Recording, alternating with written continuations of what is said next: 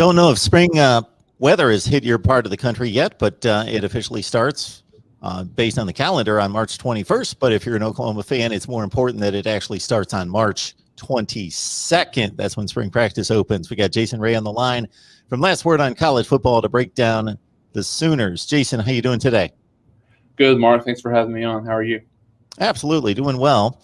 Lincoln Riley held his news conference, pre-spring news conference. Your initial thoughts about what he had to say?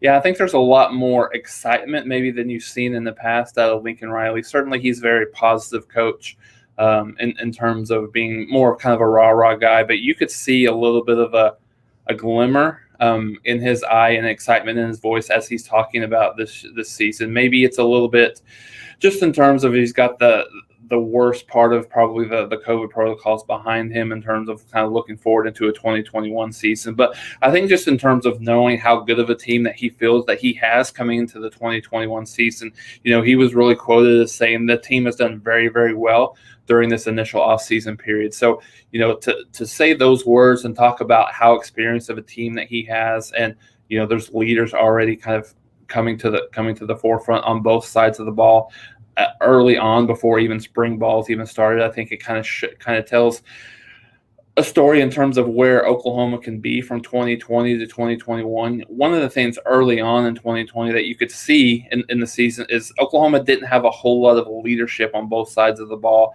Jalen Hurts leaving that past year was the unquestioned leader of the offensive team and overall on the team over.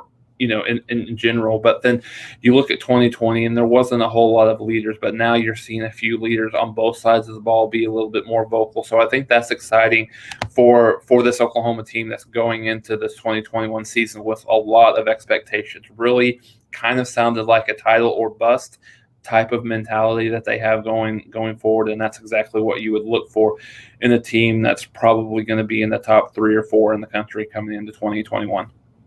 And that's one of the intangibles that coaches like to talk about in regards to each individual team. Each year is a different team. We like to look at the personnel and say, well, they got 80% back from their offensive production from last year. They should be good to go.